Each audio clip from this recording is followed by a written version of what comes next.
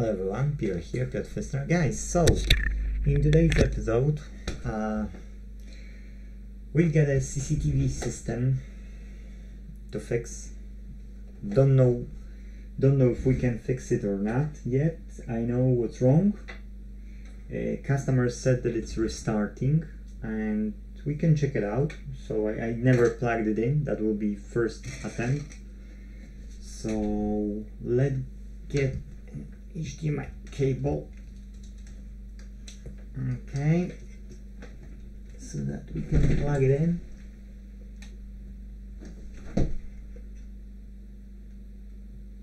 Usually it's going out just, just from the plug. This time I had to exercise more with it. So okay, that's the power. I was checking, I think it was 19 volts constant, so that's fine. Oh, that's beep. That's a beep. Okay. So let's just move to the screen here. Yeah, the QVIS, and I've been told and that's it. So it's showing here, it's record. Okay, it's initializing, which is okay for now at least. The power is on, LED power is on, and for now that's it. Got a spare keyboard and mouse, but I've been told that we won't have it and it will restart. So hard drive sounds in a regular way, so that means it's just high RPMs and that's it. I don't know if you can hear it.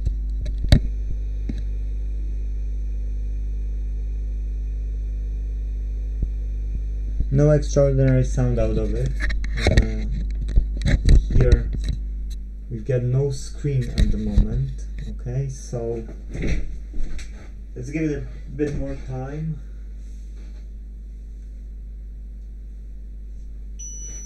Oh, that's another beep, and that's a restart. Okay, so customer was right. Let's. How many screws? 1, 2, 3, 4, 5. So skip like 2 minutes, and I should be able to unscrew it. If you've got time, you can help me with like button. If you don't want to help me with like button, oh well. I'm not counting that someone will subscribe, but at least a like button would be nice. Okay, last 3 screws.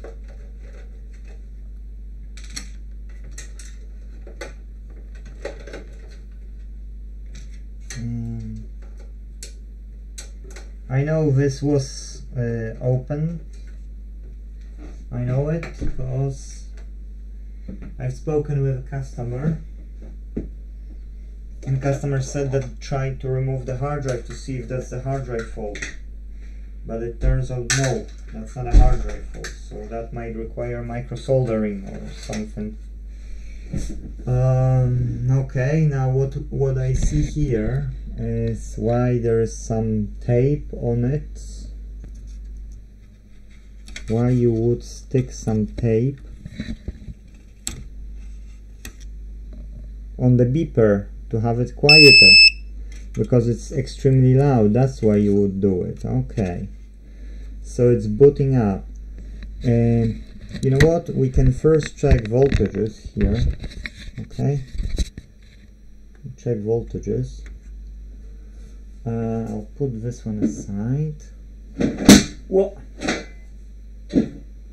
Let's get the meter.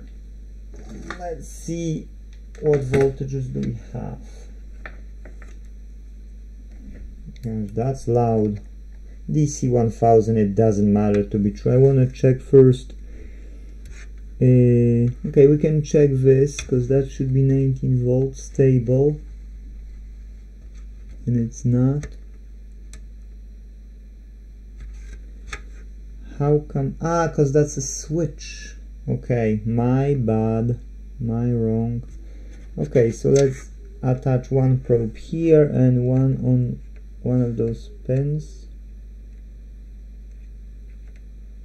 Huh. Suddenly nowhere power supply. Okay, here we've got 11 volts. Let's switch these probes so we will have proper minus and minus polarization. Yeah, polarity, sorry. Yeah, so we've got 12 volts. I can't see it, but I can show you.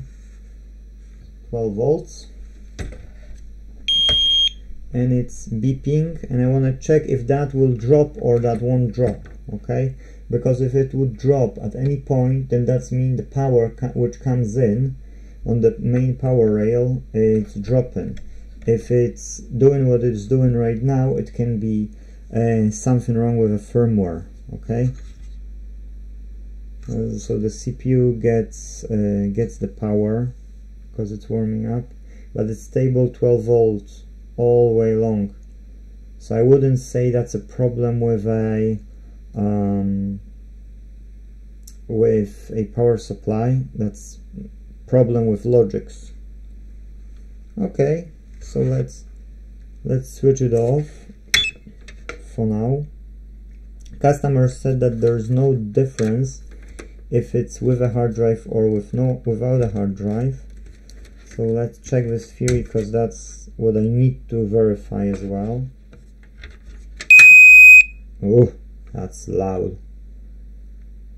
Okay, we get it on, and I want to check 3 volts is on the battery. Okay, so how much exactly? To 3.05. so okay, that's fine then. Coils, I see some coil here. Coil has 3 volts.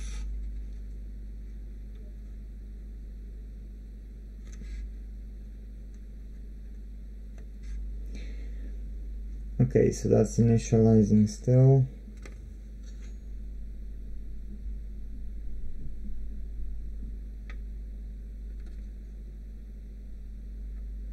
Okay, and we get a boot screen, and then it's dark.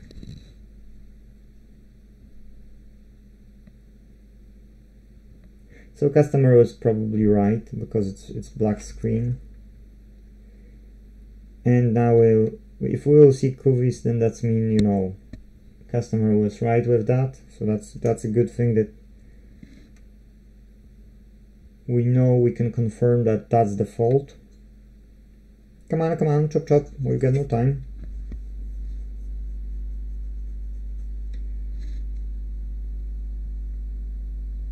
Okay, now it's completely black. Not okay. No, okay, so it's restarting, that's fine. So guys, I would be able to take this board out, but the question is, can I get a firmware to it? Because I would like to upload a new firmware and check if I can, you know, reboot it. Yes, after that, if I can put new firmware and I will see the same problem, we might have a problem with memory chipsets like EEPROM memory or something that it doesn't want to read. Okay, if no, that means the signals which are coming to and from are faulty, something's wrong. But okay, I'll take the board out to make sure under the microscope that it's no visual damage. Okay, because if there is a visual damage, be quiet now. Stubborn one. Oh, it's glued here on this side, that's why. That's not nice. Okay, so well, what can we do?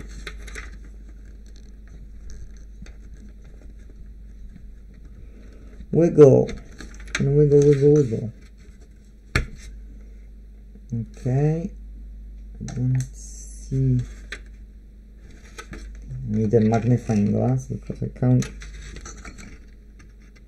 Oh, that's nasty, guys. That's nasty. You don't like to see see those kind of things, but you see and you need to find them. Okay. Oh, now it is. Okay, cool. So we got the last one here is power to the button. Cool. And now it's only at the back. Do we have any screws at the back? Oh, none. Okay, and at the bottom? None. Okay, so only what has left is now 1, 2, 3, 4, 5 screws. 5 screws, and that's us. I'll take you more here. You can skip, or if you haven't pressed the like button, you can do it now. You can skip a bit, and I'll unscrew those 5 screws.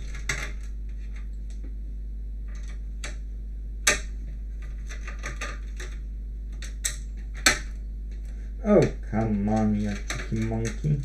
Last 2 screws. We have more? Ah, yeah, at the warranty. Void warranty. Well, we're voiding warranties, so what's the problem?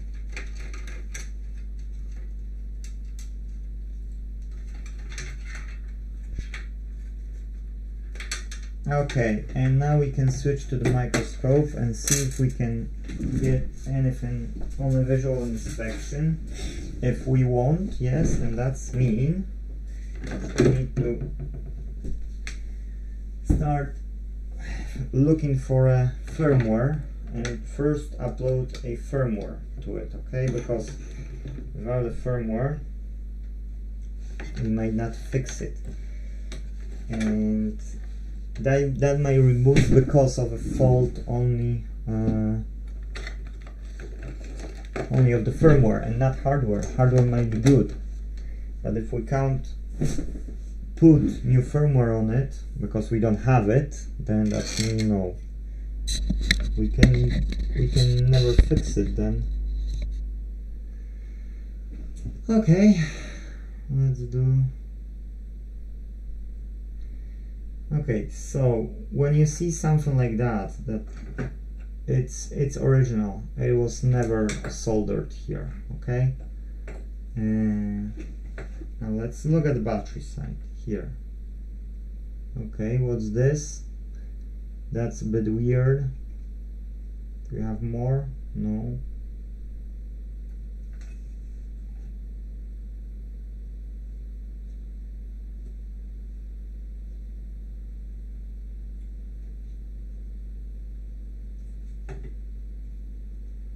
Okay, so don't see anything apart from that point.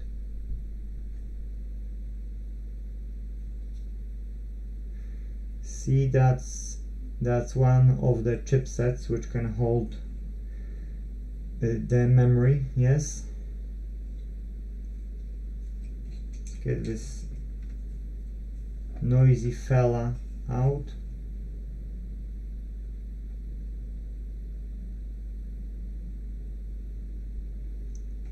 Okay, so for now nothing extraordinary. I don't see any liquid damage. HDMI port.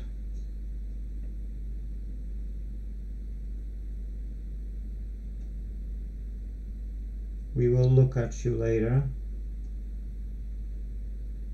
because visual inspection is a must.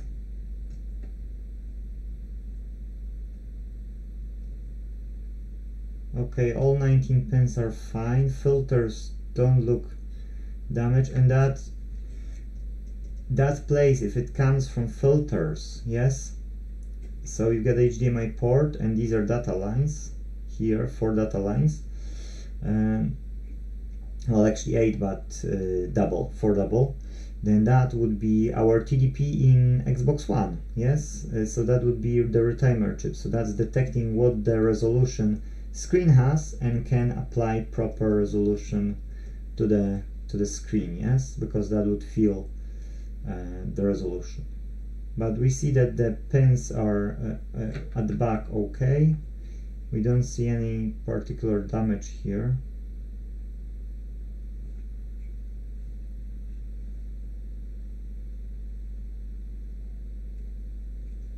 The tops of the caps, yes, they are not blown. We can check them, but they are not blown.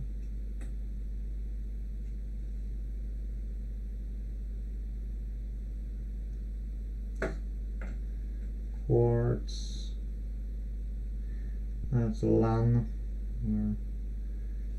Don't see it at the ports. First visual inspection.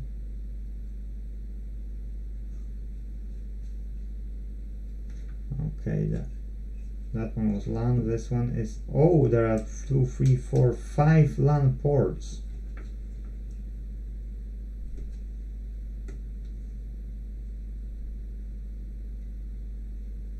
The power. Okay, I don't see any, literally I don't see any problems with this board on the visual inspection side on this side, and quickly on the other side. I'll do with this, because if I haven't seen anything on that one, nope. Okay, so we know that the point I was checking 1 volt, it was actually 1 volt, so now I know the 1 volt point is fine, because there were 2 points which I've checked. There is 1 3 volt point, I've checked that, and that was fine as well. And we've got more, we've got 1.5 volt for the DDR. So let's plug in this power. Okay, let's plug in this power. Let's switch to the DC 200 and let's check if we can have those voltages which are specified on the back of the main board, because and the ports as well we need to check. So we will check both those things. Now ground, let's grab some ground, or here, doesn't matter. Now test point 1 volt. Oh, doesn't. Okay, it doesn't because, or 3 volts. It doesn't because I plugged in the wrong cable, or it doesn't because there is, okay, so what I did plugged in here, Canon, that's fine. This is plugged in. So because I didn't plug in the front panel, or because I didn't plug in the power switch. Okay, so we need this board no matter what. I need it. Need to plug in the power. And unfortunately, we have to deal with it like that. So let's get this out, because how you can do it otherwise? So we need to check these voltages. So it's a 2 pins at the side, guys, so I know you don't see it, yes, but there are 2 pins at the side. You need to press them to get this out. You can do one side at the time, just a bit, and then second, and then it will go. Just gently but firmly. I've done them many times.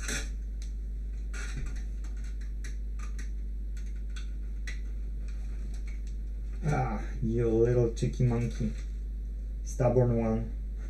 Okay, it's starting to go off, that's a good thing.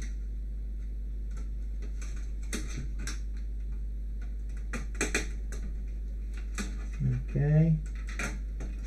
This side. Okay.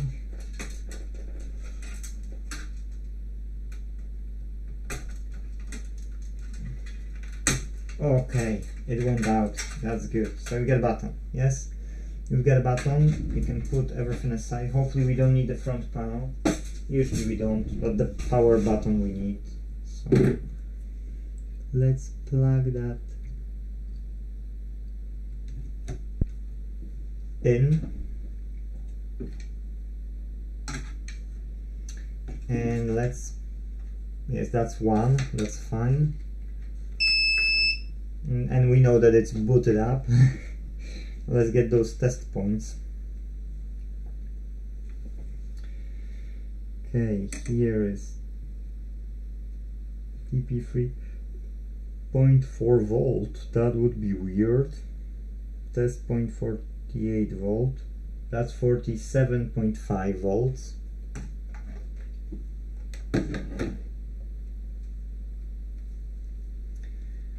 Untangle it. Okay. TP46 got 12 volts. That was stable. 12 volts were stable. 25 megahertz. I don't have my oscilloscope on, so we can neglect it. 1.5 volt present for DDR3. 5.0 volt, that should be 5 volts. Stable. What else do we have here? Come on. Okay, we've got another 1.1 volt. 1.1 volt present. 1.1 volt present. 3.3 volts present. So all voltages are present. So that's now we know that all the power rails are fine. Yes. I wouldn't say that there's anything wrong with this, because if we've got a 1.1, we're reaching up to 1.4 actually, and 1.1, 1.2. So it's not perfectly stable, but it is given the voltage required. So we know that the voltages are coming in. So now we need to look for the firmware. If we can't apply the firmware, then we might not be able to fix it. I could do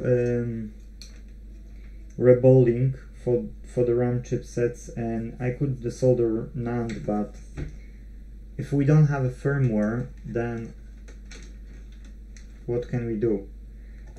I'll pause it and I'll see if I can find this firmware, okay? And then if I've got a firmware, we can continue.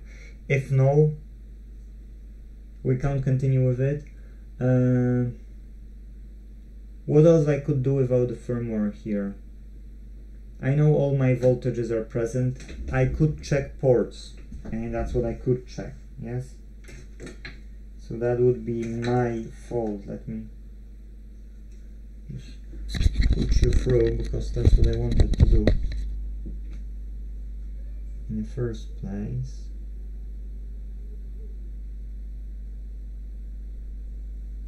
Okay, this is slightly damaged on the right hand side, but I don't see any severe damage. I wouldn't go to the extent to try to fix it, because it's still in okay-ish state. Hopefully you can see that there is a small, to not waste too much time, that there is a wee problem on this side, you see? But I wouldn't go to the extent that I would do anything about it. Now, these are not great, but they are not bad that we have to worry about them. So yeah, the HDMI port has wear and tear, yes, signs, but pins are stable, and what we know right now, yes, at the present, we know that the voltage comes is stable. We know that the power supply gives enough power. We know that sockets and everything else on the board looks in okay visual inspection. We know that test points, yes, all the test points which we could check are fine. So now the next thing we can work with is a signal, yes, because if we know that hardware wise we've got all the voltages present, so now we can focus on the firmware side. Now on the firmware side, either we can apply new firmware, yes, or apply like the solder this NAND chip and put a new one with a new firmware. Yes, so these are two choices pretty much we have. Now I don't know if I can buy second chipset with NAND, yes, or I can upgrade this firmware. That's why I need to check it online, because that's the proper procedure. Yes, without it we need to call it a no fix and we can put it back to the customer. So that would be unfortunate, and you know, let's try. Yes, let's try to fix them all if possible. Yes, let's pause the video. I'll look online if we can get it. If we can get it, we can continue. Okay guys, so I did check. I can't find the firmware for this particular model, which is VIPER-NVR-4BB. Unfortunately, they are different ones, but for this one, no, and the new brand has overtaken it, so I will be contacting them tomorrow. So to sum up, what you can do when your DVR or NVR, because that's the network video recorder, yes, is rebooting. Some cameras can cause it, power supply can cause it, hard drive can cause it, firmware can cause it, lack of power on one of the power rails can cause it. Yes, so we did test everything apart from the firmware. We know that we've got all stable voltages. We don't have any cameras plugged in, so we don't have to worry. We don't have to worry about the hard drive because we plugged that out.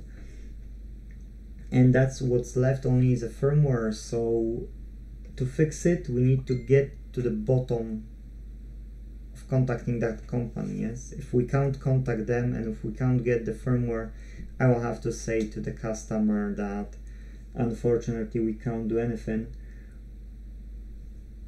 We could risk, we could risk different solution as well. Maybe find similar model. Yes, maybe, but it's not always working well. And then try to put that into this NAND, yes, memory. But that's all we can do, guys, and that's it in this video. Now you know how to diagnose your own DVR or NVR, yes. So hope you've got some lesson out of it. Hopefully you find it useful. If so, please leave a like. And that's it, guys. If there will be part 2, you will know it, because I'll change this name to part 1, yes. And if I'll record part 2, if I will remember, I will attach part 2 as well, okay, in the description. If there will be part 1, I will try to put part 2 in the description of this video. If I can't, then I will have to call it a day and say to the customer that unfortunately we can't do it. Fingers crossed this company will be helpful, or I will find this firmware online and we will be able to flash this firmware into this NAND chip.